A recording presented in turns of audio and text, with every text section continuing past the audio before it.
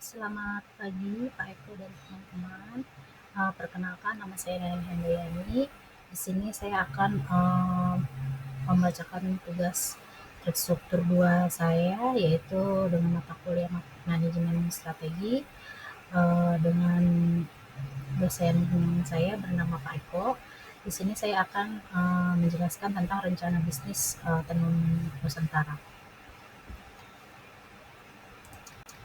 Lalu di sini juga saya akan membahas yang pertama yaitu ada bab 1 pendahuluan, bab 2 profil perusahaan dan model bisnis, bab 3 analisis lingkungan strategis, bab 4 formulasi strategi, bab 5 rencana keuangan, bab 6 strategi execution dan monitoring, bab 7 manajemen risiko dan tata kelola, bab 8 rencana, dan bab 9 penutup. Di sini yang pertama yaitu saya akan membahas dari visi dan misi Tenun Nusantara, di mana yaitu mempunyai visi menjadi merek fashion terdepan yang melestarikan dan memodernisasi warisan wastra atau kain tradisional di Indonesia, diakui secara global sebagai simbol ethical luxury dan craftsmanship Asia Tenggara. Misinya sendiri dari Tenun Nusantara itu yaitu kolaborasi fair trade dengan komunitas penenun lokal. Yang kedua itu inovasi desain modern dengan motif tradisional yang ditenun langsung oleh pengrajin. Dan yang tiga, produksi berkelanjutan dengan pewarna alami dan zero waste. Selanjutnya yaitu saya akan menjelaskan tentang nilai inti dan keunggulan kompetitif dari Tenun Nusantara ini, yaitu yang pertama core value, di mana ada heritage, craftsmanship, sustainability. Heritage sendiri itu otentitas dan cerita budaya. Jadi setiap penenun ini mempunyai corak yang mempunyai arti cerita budaya. Yang kedua itu craftsmanship, itu kualitas premium, di mana kita memiliki kualitas bahan dan juga corak yang memang benar-benar premium seperti itu. Dan sustainability-nya itu etika sosial dan lingkungan. Lalu selanjutnya ada strategi diferensiasi, yaitu fokus pada dasar ethical luxury di usia 25-45 tahun, dan juga produk tenun tangan, transparansi, rantai pasok, dan storytelling yang kuat. Dan selanjutnya yaitu ada identitas dan lokasi jenis usaha, di mana Tenun Nusantara ini mempunyai nama perusahaan dengan berbadan hukum yaitu PT Queen Tenun. Dia mempunyai jenis UMKM fashion yang berkelanjutan, produknya ready to wear, premium, aksesoris, dan home decor. Lokasinya sendiri itu ada di Jakarta Selatan, dan kita mempunyai komunitas penenun di wilayah Indonesia, yaitu di Sumba, Troso, dan juga Lombok. Model bisnisnya sendiri itu resell B2C, artinya bisnis to consumer, bisa online dan juga offline. Karena kita mempunyai toko online-nya juga seperti Shopee, Tokopedia, TikTok, Instagram gitu.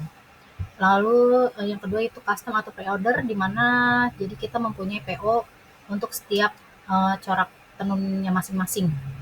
Dan yang ketiga yaitu diversifikasi produk seperti scarf, tas, dan dekorasi rumah. Di sini juga terdapat struktur organisasinya, di mana yaitu ada CEO atau pendiri. Di sini adalah selaku dari strategi dan pendanaan. Lalu dari CEO dia mempunyai creative director, yaitu di mana ada desain produknya sendiri, yaitu tim penjahit. Lalu yang kedua production lead atau manajemen produksi, di mana di sini ada mitra dan juga produksi dan QC-nya.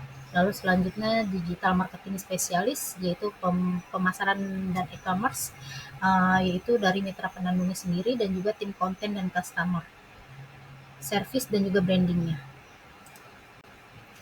Lalu di sini ada analisis pastel. Di sini yaitu ada faktor, aspek, dan analisis. Di sini saya akan menjelaskan secara singkat, yaitu political. Itu contohnya yaitu dia mempunyai dukungan pemerintah UMKM dan juga ekspor, dan juga ekonomi ini yaitu untuk pertumbuhan kelas menengah dan daya beli premium, karena kita mempunyai bahan yang berkualitas dan juga kita langsung dari pengrajinnya langsung untuk ditenun dengan motif dan corak langsung ditenun, tidak di print ataupun dicap. Lalu di sini ada sosial dan budaya, di mana yaitu trend slow fashion dan local pride.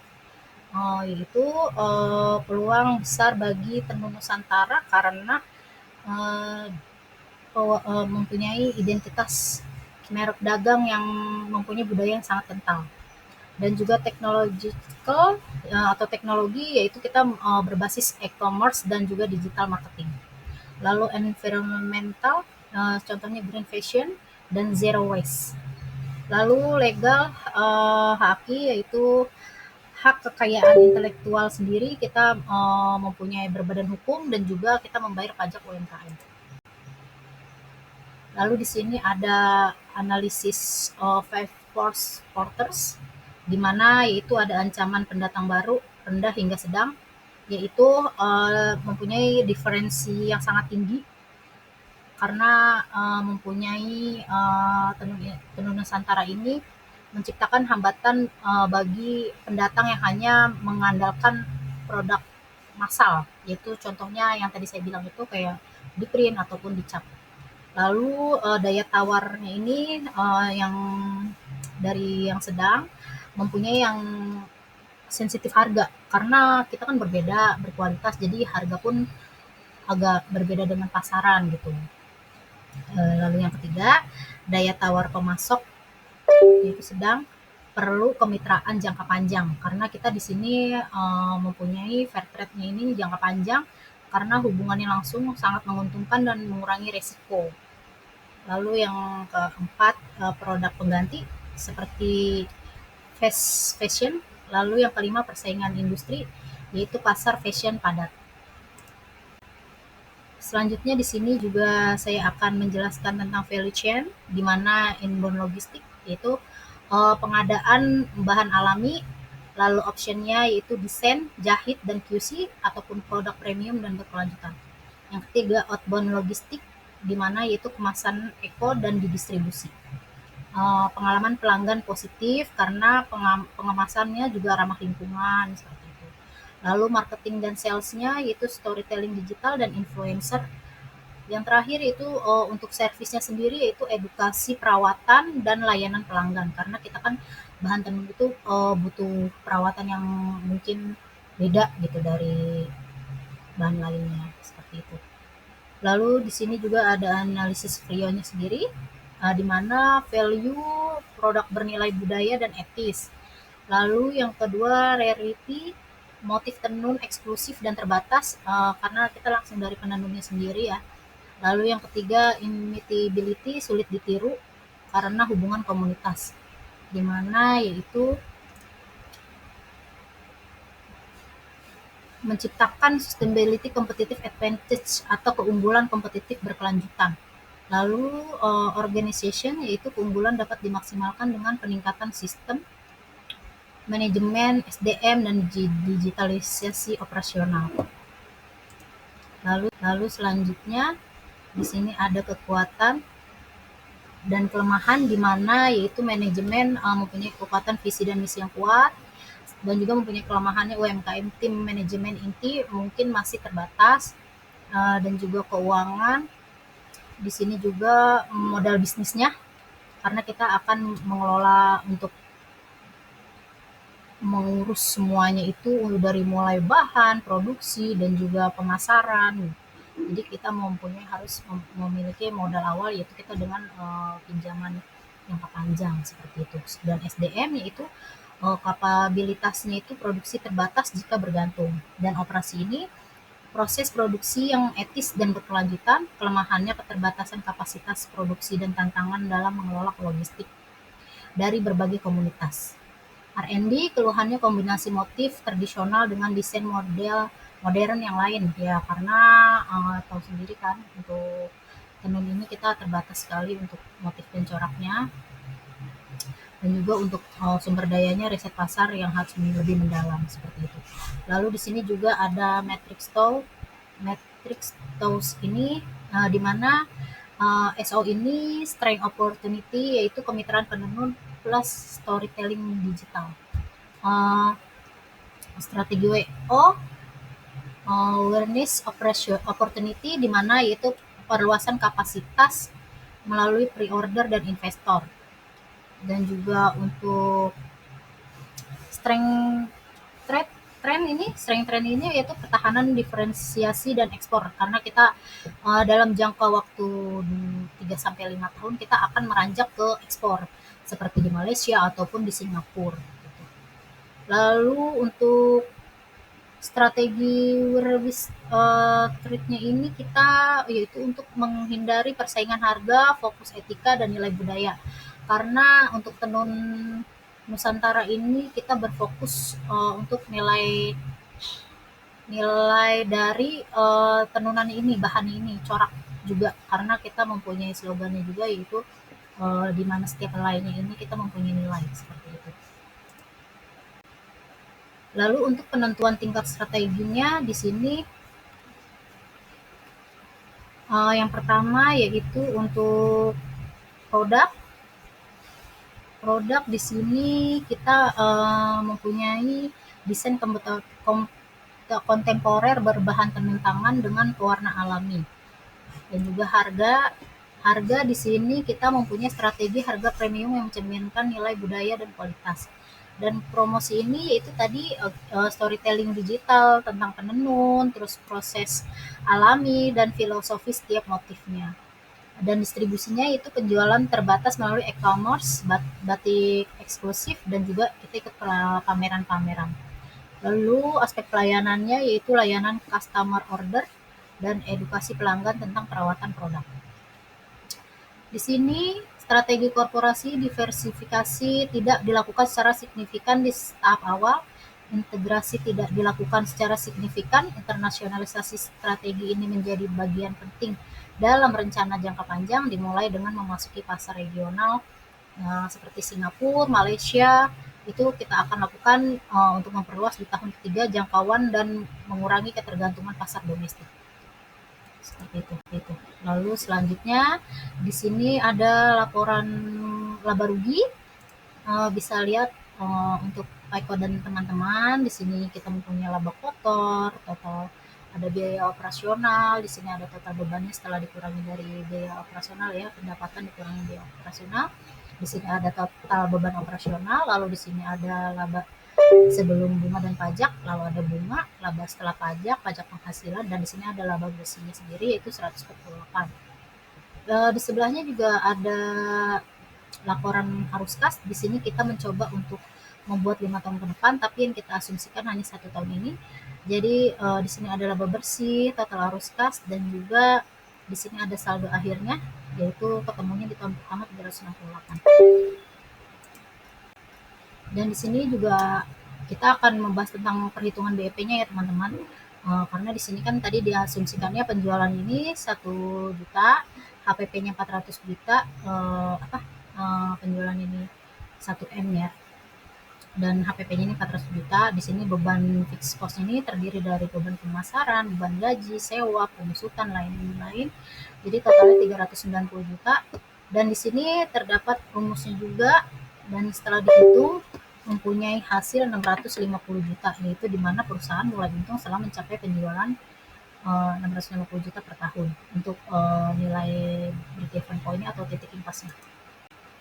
Lalu di sini juga untuk perhitungan net present value, dia mempunyai kesimpulan di mana proyek menghasilkan nilai tambah bersih sebesar 620 juta setelah mempertimbangkan biaya modal sebesar 10%.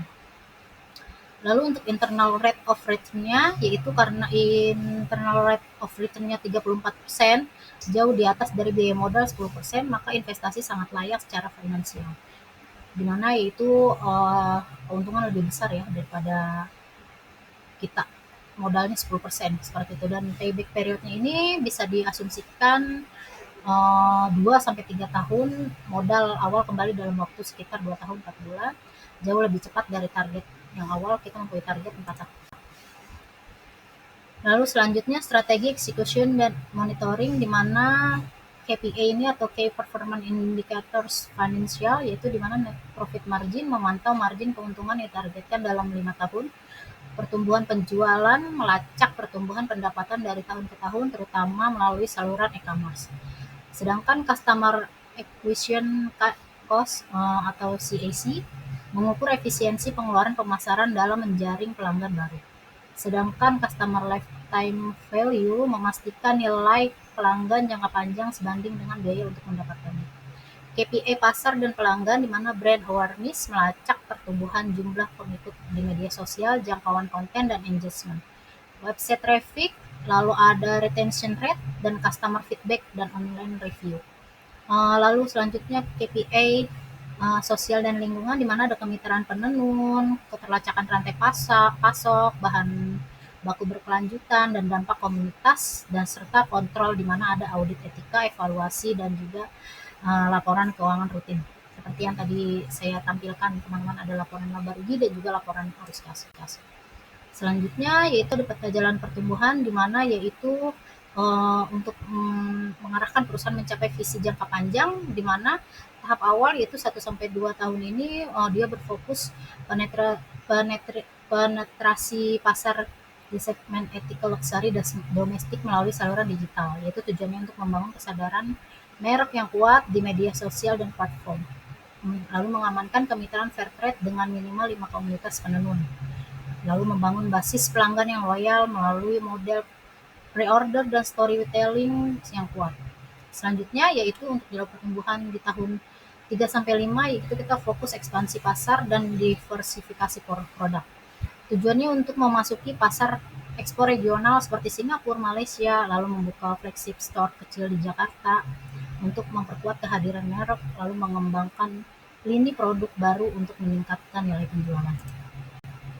Dan selanjutnya yaitu ringkasan strategi utama, implementasi terhadap keberlanjutan bisnis yang stakeholder value, komitmen manajemen dan arah jangka panjang, di mana yaitu Tenun Nusantara dibangun di atas fondasi yang kuat dengan strategi diferensiasi yang fokus pada ceruk pasar ethical luxury. Strategi ini menggabungkan nilai-nilai otentisitas, keberlanjutan, dan tanggung jawab sosial untuk menciptakan keunggulan kompetitif yang sulit ditiru.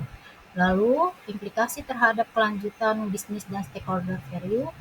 Keberlanjutan bisnis Tenun Nusantara tidak hanya diukur dari sisi finansial, tetapi juga dari dampak sosial dan lingkungan yang dihasilkan.